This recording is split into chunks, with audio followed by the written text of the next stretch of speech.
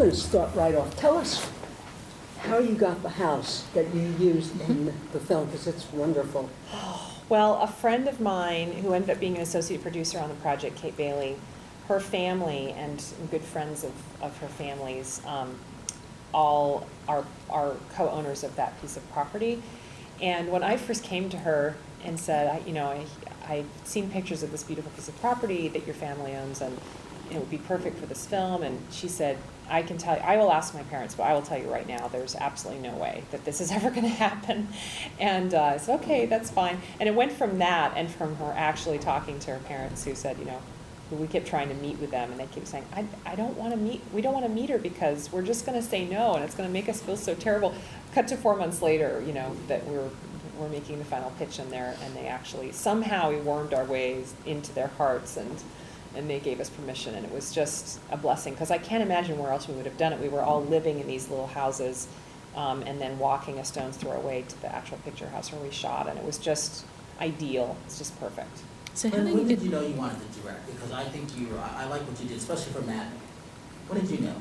When did I want to know I wanted to direct in general? Yeah. I mean, it was a long, circuitous route for me. I started as an actor in the theater. I got a BA in drama at the University of Washington, and then moved to New York to do theater. And then we kind of had a falling out, theater and I.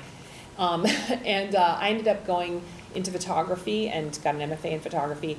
Came out of grad school as an experimental filmmaker, I never went to film school, so I never experienced the collaborative art of filmmaking. I was doing it as a painter or a photographer, but I edited, and editing was kind of my marketable skill. So I edited for many years, made lots of little short, strange, artistic movies, and then when I moved back to Seattle, I'd been in Seattle and I moved to New York in the 90s, and when I moved back to Seattle, I started getting the opportunity to edit narrative film, and that was when I started thinking, I think I can put it all together, the photography, the acting, I think it's all going to come together, and I want to direct features. But walking on the set of my first feature film was the first time I'd ever worked on a film set, so I was introducing myself to the crew and saying, oh, what's your name? What do you do? You're the gaffer? What is a gaffer? It was all new to me. So that was 7 years ago, and I felt like, oh my God, this is what I was always meant to do, and it took, but I couldn't have done it any earlier because I sort of needed all those other pieces to happen first. So when you walked on a set of Mad Men, what was that like for you? Well, it was my favorite television show, and I was very intimidated the first day, but I very quickly learned that it was exactly the same job, that directing is directing is directing, and even if you have a crew of 75 or you have a crew of 12, it actually is exactly the same job. You're just making a ton of decisions, about everything, like is the ashtray going to be here or here in the foreground, and then trying to find the arc of the scene with the actors. It's all the same, whether you have more toys or more crew, it's exactly the same job. So it was a real confidence booster. So does your editing background inform you as your director's eye now? Absolutely, absolutely. Especially with improv, because I'm basically, there's a part of my brain that's just always clocking, in the takes that we're doing. Okay, I'm going to be able to use that, I'm going to be able to use that, and then I know what I need, and then I know when I have it, and I know I can move on. So we only had, Mad Men actually was directly, gave me confidence that I could do Your Sister, because we already had a really tight schedule of 14 days, and we lost 2 of those days when we had to switch out with a casting change.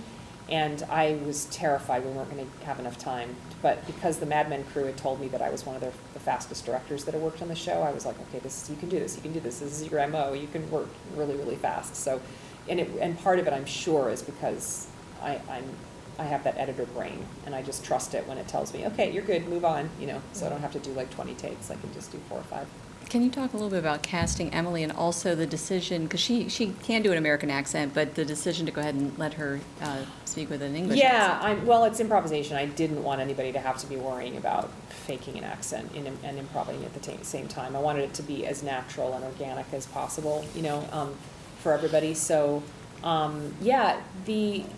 the half-sister paradigm worked great, so it didn't matter if one was American and one was English. And the original actress we had in Rose's role was actually English as well, but I actually kind of like it better that one's American, one's English, because they were never supposed to be full sisters anyway. So, and getting Emily on board she says it was an easy yes after hearing my initial pitch to her. Her agent was actually a fan of Hump Day, And so he kind of pitched, he liked the idea for working with me, which was awesome. But she just worked on a whole bunch of other movies, bigger movies. And so I think it was good timing to call up and say, look, spend a couple weeks with us. It'll feel like film camp. It's not even going to feel really like working on a big movie. And I guarantee you we'll have a fabulous time. You'll have home cooked meals, and it's going to be a really wonderful experience, even if, who knows what'll happen with the film, but hopefully it'll be a great film too. But I think she really did it for the experience because it was so different. And, she'd had a really fond memory of working on her very first feature, My Summer of Love, which was also improvised, and never thought she'd have the chance to work that way again. So I think it was another reason. And now she's in your next movie, right? Emily? No, sorry, Rose. No, Rose. Rosemary is, yeah. I just shot a film called Touchy Feely. We wrapped about 3 weeks ago, and I wrote the role for her. Yeah. When you write scripts, do you actually write with anybody in particular in mind? Often, yes.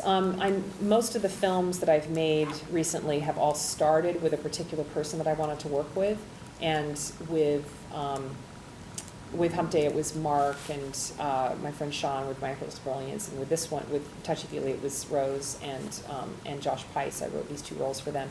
And then Your Sister, Mark was the one who came to me. It was slightly different because he came to me with the kernel of the idea, so it ended up being another Mark movie, and then thinking of the other 2, how to cast around him. Emily was at the top of my list, and then when we lost the original actress for Hannah, Rose was like, I was terrified that this movie was dead in the water 3 days before the production without one of our leads.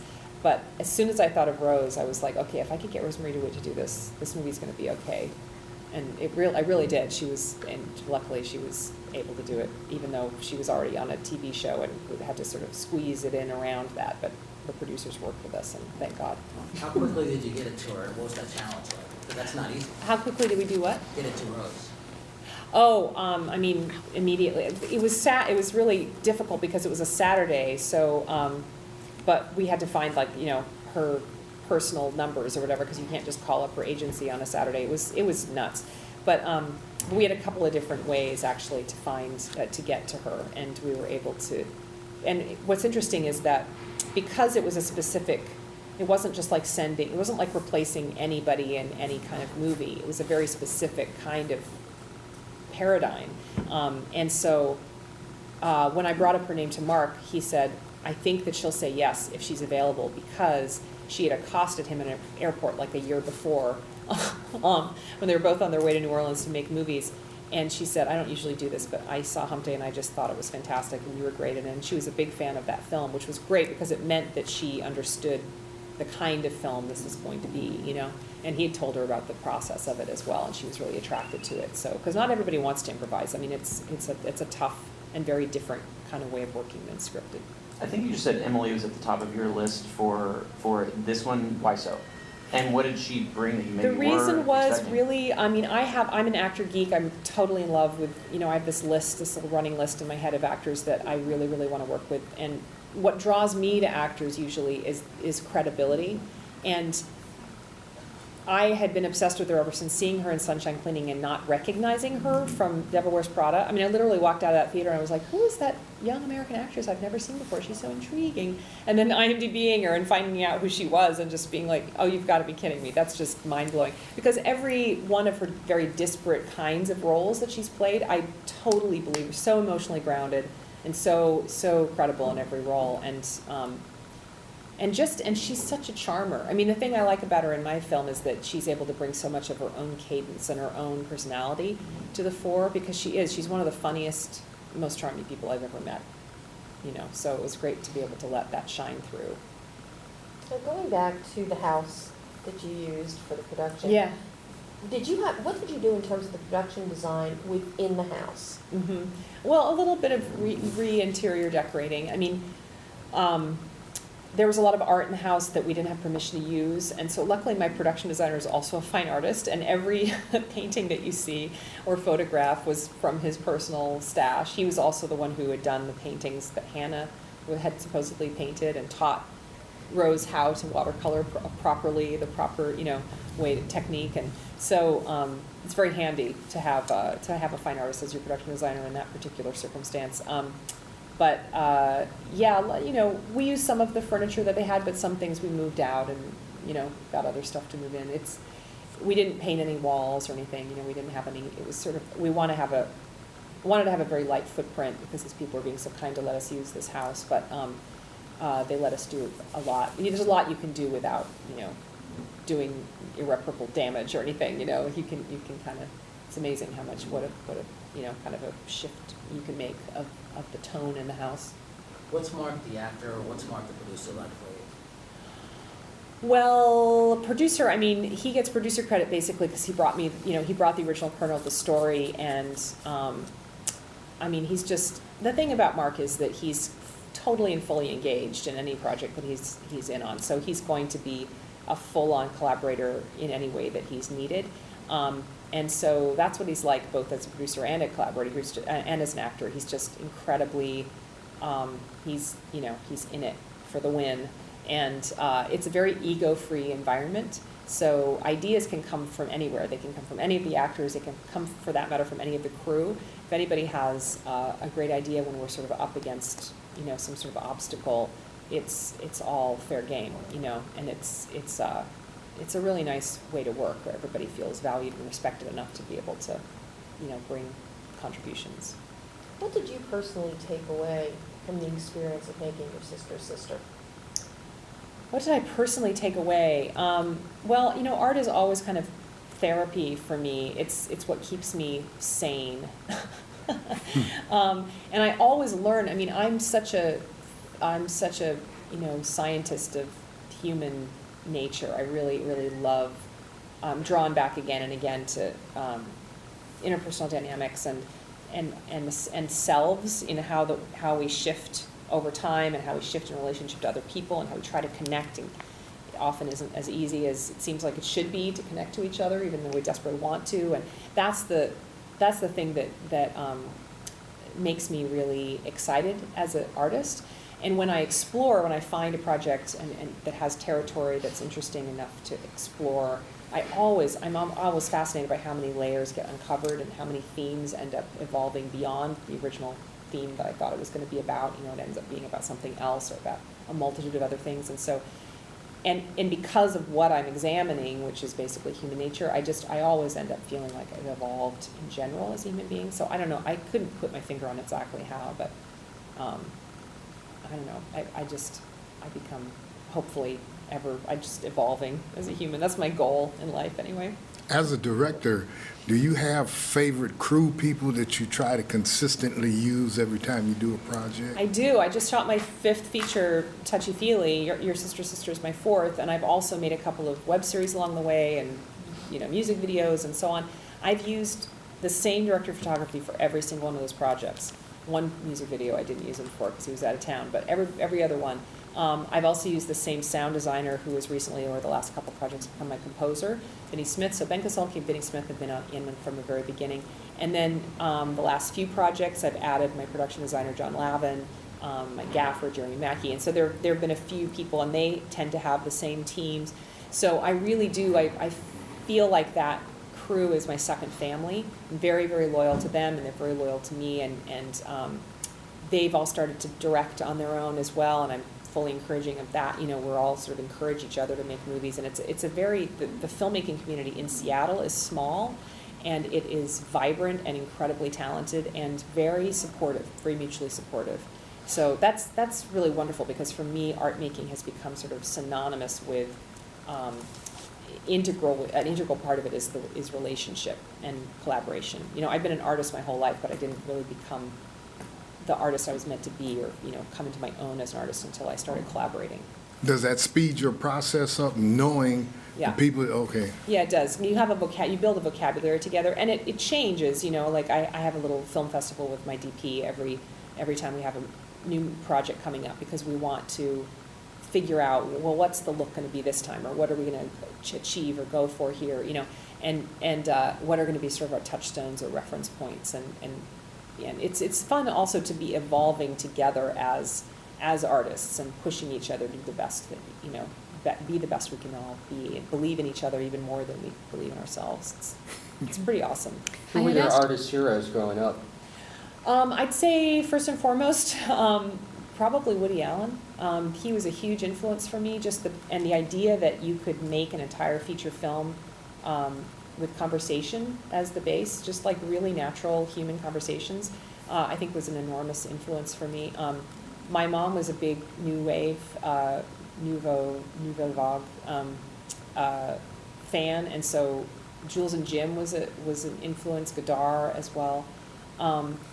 And then more recently, when I was in my late 30s, right before I started to actually, or mid-30s, right before I started making my own features, Claire Denis, I found out, was 40 when she made her first feature, and it really helped me because all the filmmakers I knew were young. All the independent filmmakers were like these 22-year-old guys, and so to hear the story of this woman who now has this incredibly dense and varied body of work, but didn't start until she was 40, was really she's a huge personal hero for me. I had asked Mark. Is working outside the system better for you? Yeah, well, I've never worked inside the system, so I don't have anything to compare it to, but yeah, it's been really empowering not to wait around for permission to make my work. Just be able to call up my friends and say, hey, I'm making a movie this spring. You want to come join me? And then go and do it. It's been pretty awesome. Yeah, I'd asked Mark about.